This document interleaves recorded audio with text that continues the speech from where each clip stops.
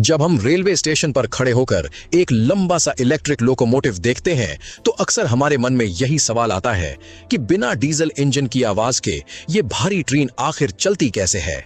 और यहीं से शुरू होती है इलेक्ट्रिक लोकोमोटिव की दिलचस्प कहानी।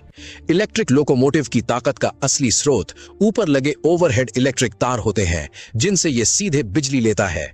ट्रेन की छत पर लगा पैंटोग्राफ इन तारों को छूकर हाई वोल्टेज बिजली को अपने अंदर खींचता है और यही वो पहला पल होता है जहां बाहरी बिजली ट्रेन के सिस्टम में प्रवेश करती है। ये बिजली सीधे मोटरों तक नहीं जाती, बल्कि पहले एक मुख्य ट्रांसफार्मर में पहुंचती है, जहां बहुत ज्यादा वोल्टेज को जरूरत के हिसाब से कम या ज्यादा किया जाता है, क्योंकि मोटरों को बिल्कुल सटीक वोल्टेज चाहिए होता है।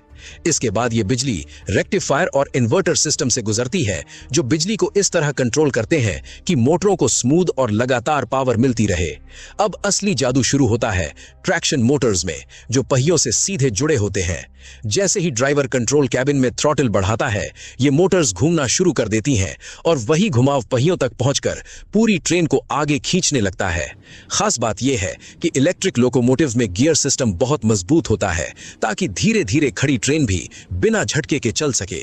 लेकिन सिर्फ चलना ही काफी नहीं होता, इतनी बड़ी ट्रेन को रोकना भी उतना ही जरूरी होता है।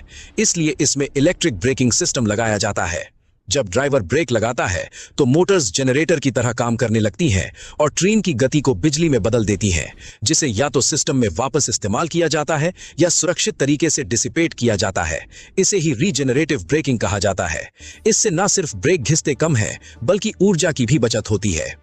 इलेक्ट्रिक लोकोमोटिव का दिमाग होता है उसका कंट्रोल सिस्टम, जो हर पल ये देखता रहता है कि कितनी पावर चाहिए, पहिए फिसल तो नहीं रहे, मोटर ज्यादा गर्म तो नहीं हो रही, और अगर कोई गड़बड़ी हो तो तुरंत अलर्ट दे देता है।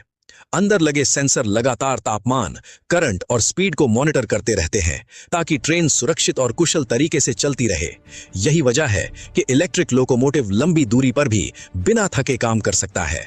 डीजल इंजन की तुलना में इसमें कंपन कम होता है, आवाज कम होती है और प्रदूषण भी नहीं होता, इसलिए ये पर्यावरण के लिए ज्यादा बेहतर माना जाता है। 3D एनिमेशन में जब आप दिखाते हैं कि कैसे ऊपर से बिजली नीचे मोटरों तक जाती है, फिर मोटर पहियों को घुमाती है और पूरी ट्रेन धीरे धीरे रफ्तार पकड़ती है, तो दर्शक को यह समझ में आता है कि यह सिर्फ मशीन नहीं, बल्कि बिजली, इंजीनियरिंग और इंसानी सोच का एक शानदार मेल है।